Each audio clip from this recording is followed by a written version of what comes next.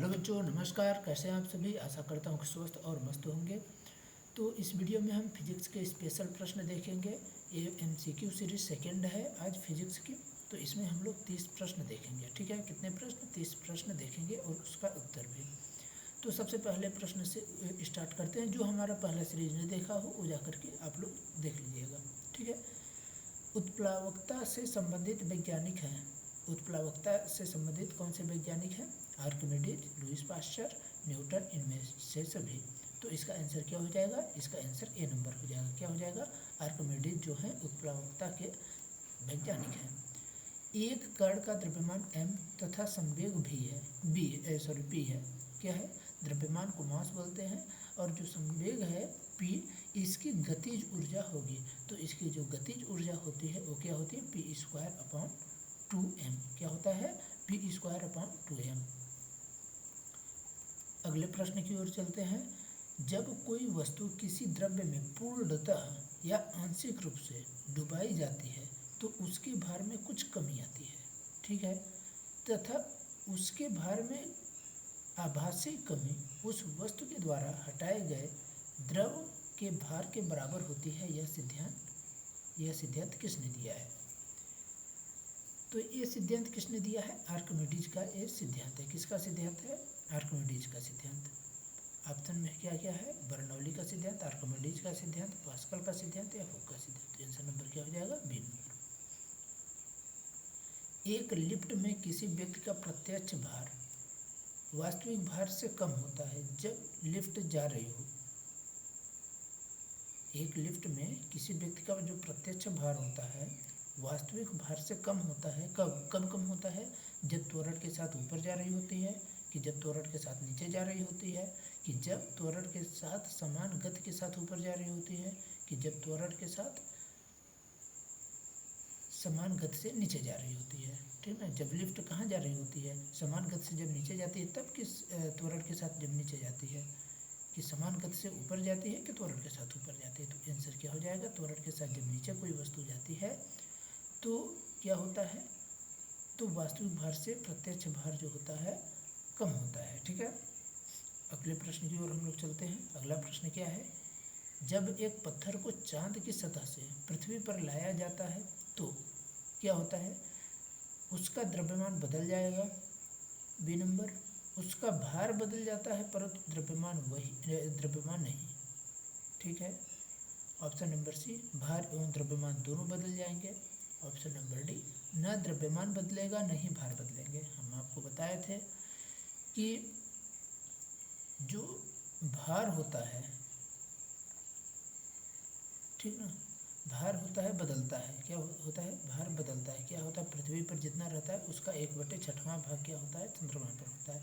लेकिन अगर द्रव्यमान पूछा जाए तो द्रव्यमान समान रहता है सभी जगह। क्या रहता है? समान रहता है। यानी पृथ्वी पर जितना रहेगा उतना ही आपके मून पर रहेगा। तो आंसर नंबर क्या हो जाएगा? आंसर नंबर बी हो जाएगा। इसका भार बदल जाएगा परंतु द्रव्यमान नहीं बदलता। ठीक है। अगले प्रश्न की ओर चलते हैं। सीढ़ी पर चढ़ने में अधिक ऊर्जा खर्च होती है। क्यों खर्च होती है सीढ़ी पर चढ़ने में?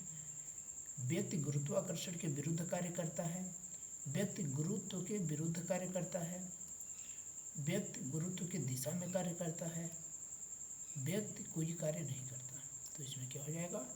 ऑप्शन नंबर बी, व्यक्ति गुरुत्व के विरुद्ध कार्य करता है। क्यों? क्योंकि गुरुत्व कहाँ लगता है? गुरुत्व नीचे लगता है। तो उसके विरुद्ध हम कहाँ जा रहे हैं? ऊपर की ओर जा रहे हैं। ठीक ना। तो जब ऊपर की ओर चढ़ते हैं तो ये हमको पीछे खींचने के लिए, गुरुत्व के कारण हमको मतलब पीछे खींचने के लिए अधिक ऊपर जब हम जाएंगे तो, क्योंकि हमेशा गुरुत्व नीचे साइड लगता है, तो हम ऊपर जब जाते हैं कहीं भी तो हमको ज़्यादा बल लगाना पड़ता है, ज़्यादा एनर्जी हमारी खर्च होती है। समतल की अपेक्षा पर्वतों पर सांस क्यों कठिन होता है? सांस लेना क्यों कठिन होता है?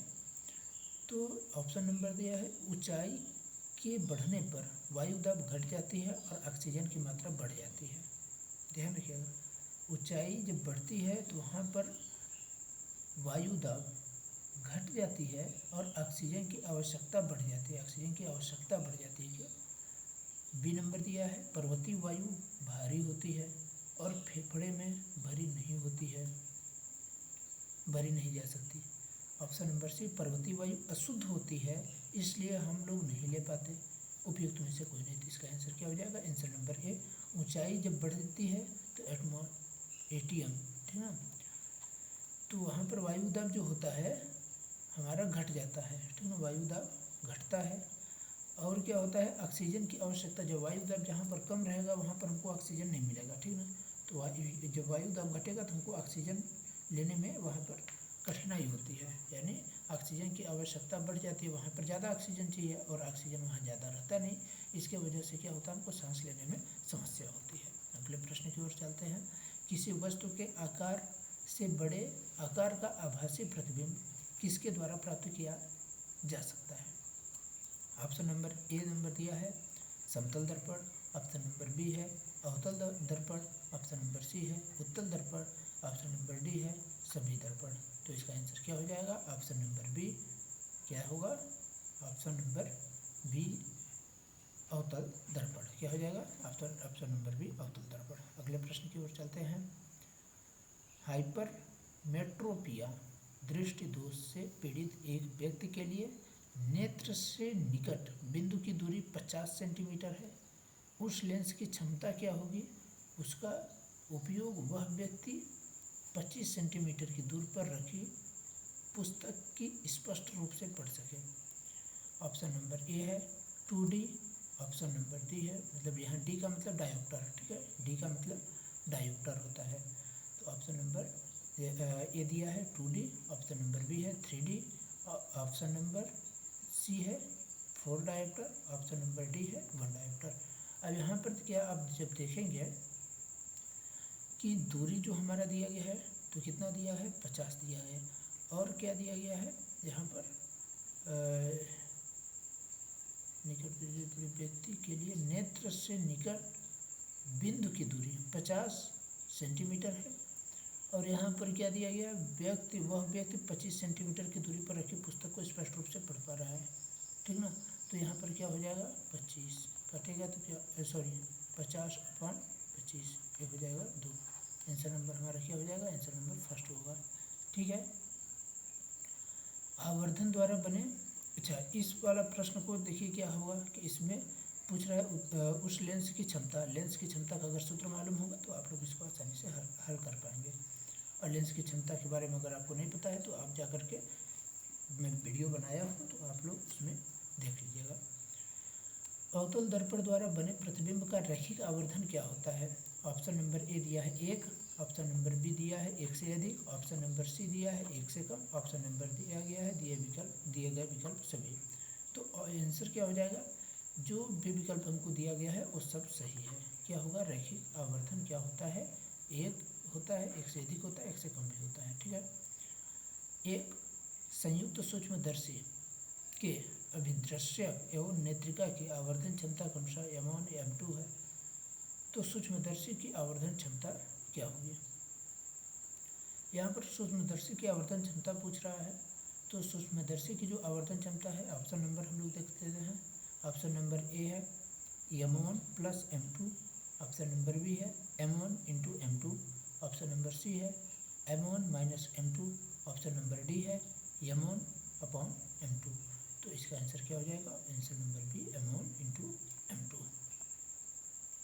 अगला प्रश्न चलते हैं। हाइपरमेट्रोपिया से पीड़ित व्यक्ति को किस प्रकार के चश्मे के लेंस की आवश्यकता होती है? ऑप्शन नंबर ए है अवतल लेंस, ऑप्शन नंबर बी है प्लेनो अवतल लेंस, ऑप्शन नंबर सी दिया है उत्तल अवतल लेंस। तो आंसर क्या हो जाएगा? और ऑप्शन नंबर डी है उत्तल लेंस, तो आंसर हो जाएगा डी नंबर, उत्तल लेंस की आवश्यकता होती है। हाइड्रोजन परमाणु के सबसे छोटी कक्षा की त्रिज्या क्या है? तो हाइड्रोजन परमाणु की सबसे छोटी कक्षा की जो त्रिज्या होगी तो ऑप्शन नंबर ए दिया गया है 6.3 × 10⁻⁻10 मीटर, ऑप्शन नंबर बी दिया है 5.3 × 10⁻11 मीटर, ऑप्शन नंबर सी दिया है 3 × 10⁻11 मीटर, ऑप्शन नंबर डी दिया है 4.3 × 10⁻9 मीटर। तो आंसर क्या हो जाएगा? Answer number B 5.3 × 10⁻11 metre. अगले प्रश्न की ओर चलते हैं। 10 एक समान संधारित्रों को समांतर क्रम में जोड़कर भी विभव तक धनावेशित करते हैं, इन्हें श्रेणी क्रम में जोड़ देते हैं, इस संयोजन का विभव क्या होगा? तो हमको यहाँ पर विभव ज्ञात करना है। ऑप्शन नंबर ए दिया है, सिंपल विभव यानी volt, 1 volt. Option number B 10 volt. Option number C 5 volt. Option number D 2 volt. तो आंसर क्या हो जाएगा?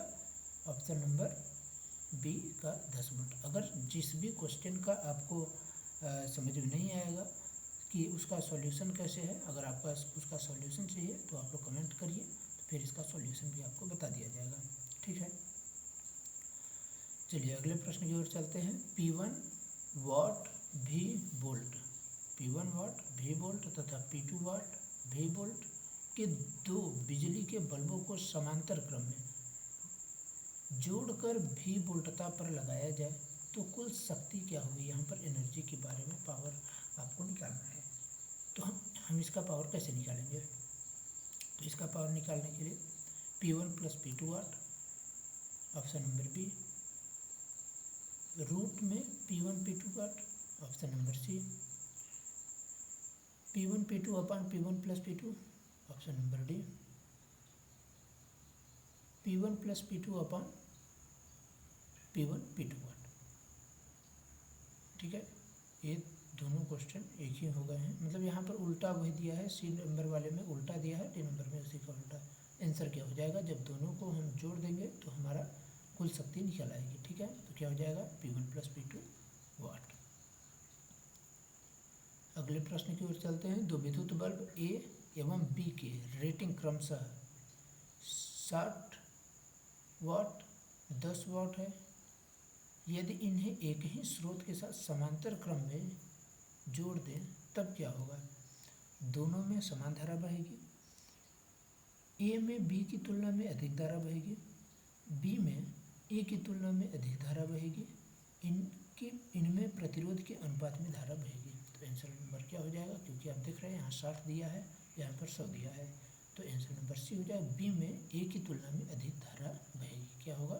बी में ए की तुलना में अधिक धारा बहेगी। 100 वाट का है तो उसमें अधिक धारा बहेगी। ठीक है, तो आंसर नंबर क्या हो जाएगा? आंसर नंबर सी।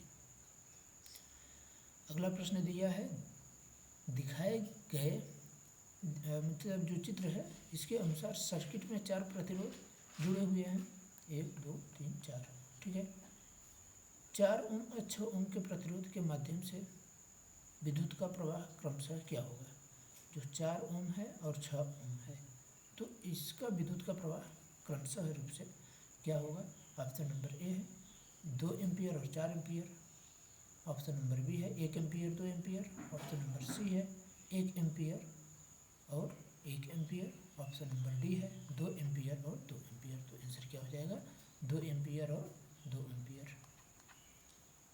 अगले प्रश्न की ओर चलते हैं। अगला प्रश्न क्या है कि दिए गए परिपथ में बैटरी से गुजरने वाला प्रवाह, ये परिपथ आपको दिया गया है, इसमें बैटरी से गुजरने वाला प्रवाह जो बोल रहा है तो क्या होगा? ऑप्शन नंबर ए है 0.5 एम्पियर। ऑप्शन नंबर बी है 1.0 एम्पियर यानी 1 एम्पियर। ऑप्शन नंबर सी है 1.5 और ऑप्शन नंबर डी है 2 एम्पियर। तो आंसर क्या हो जाएगा? 0.5 एम्पियर। क्या हो जाएगा? 0.5 एम्पियर। फ्लेमिंग के बाएं हाथ के नियम के अनुसार, उसका नियम क्या है कि जब हम हमारे बाएं हाथ के अंगूठे, मध्यिका तथा तर्जनी को एक दूसरे के लंबवत व्यवस्थित करते हैं तो तर्जनी किस राशि की दिशा को दर्शाएगी? अब देखिए यहाँ तर्जनी के बारे में पूछ लिया, ऐसे ही सबके बारे में पूछ सकता है, तो एक बार सब आप लोग इसको तैयार कर लीजिएगा बढ़िया से। तो ऑप्शन नंबर क्या है? पहला, चालक तार पर लगने वाले बल। ऑप्शन नंबर बी, चालक तार में प्रवाहित धारा। ऑप्शन नंबर सी, चुंबकीय क्षेत्र। ऑप्शन नंबर डी, चुंबकीय फ्लक्स। आंसर क्या हो जाएगा? सी नंबर, चुंबकीय क्षेत्र। अगले प्रश्न की ओर चलते हैं। निम्न में से कौन सा कथन सही नहीं है? स्पष्ट दृष्टि के न्यूनतम 25 सेंटीमीटर दूरी होती है। नेत्र में वस्तु का प्रतिबिंब कॉर्निया पर बनता है। मानव नेत्र में उत्तल लेंस होता है। या नेत्र में वस्तु का प्रतिबिंब रेटिना पर बनता है। ठीक है, तो नेत्र में वस्तु का प्रतिबिंब रेटिना पर बनता है। इसमें कार्निया परबोला है तो कार्निया पर नहीं बनता। ठीक है, तो आंसर क्या हो जाएगा? B number. कौन सा कथन सही नहीं है यहाँ पर देखिए, और बाकी सारे सही हैं। अगला प्रश्न है, एक व्यक्ति 2 डायोप्टर का चश्मा प्रयोग करता है, उसे किस प्रकार का दृष्टि दोष है? ऑप्शन नंबर ए निकट दृष्टि दोष, ऑप्शन नंबर बी जरा दृष्टि दोष, ऑप्शन नंबर सी मोतियाबिंद, ऑप्शन नंबर डी दूर दृष्टि दोष। आंसर क्या हो जाएगा? निकट दृष्टि दोष। अगला प्रश्न और एक आखिरी प्रश्न आज की वीडियो का, निम्न में कौन सा निकट दृष्टि दोष का कारण है, मतलब कारण हो सकता है या कारण है? नेत्र लेंस की मोटाई बढ़ जाना, नेत्र लेंस की फोकस दूरी कम हो जाना, नेत्र गोलक की त्रिज्या में वृद्धि हो जाना, नेत्र लेंस की फोकस दूरी में वृद्धि हो जाना। तो आंसर नंबर क्या हो जाएगा? आंसर नंबर बी, नेत्र लेंस की फोकस दूरी जब कम हो जाती है तो वहाँ पर हमको क्या हो जाता है? निकट दृष्टि दोष होता है। ठीक है, तो आशा करता हूँ कि आप सभी को ये वीडियो पसंद आई होगी और इसमें कुछ ना कुछ आपको नया सीखने को मिला होगा, और इसमें अच्छी तरीके से आपके लिए क्वेश्चन फ्रेम किए गए थे जो कि संभावित प्रश्न हो सकते हैं। ठीक है, अगर इसमें आपको कहीं भी प्रॉब्लम आ रही है तो आप लोग कमेंट करके बताइए, फिर उसको सुधार किया जाएगा। और अगर किसी भी प्रश्न में आपको स्पेशली दिक्कत आ रही है तो उसको कमेंट करके बताइए, तो उसको फिर से बताया जाएगा।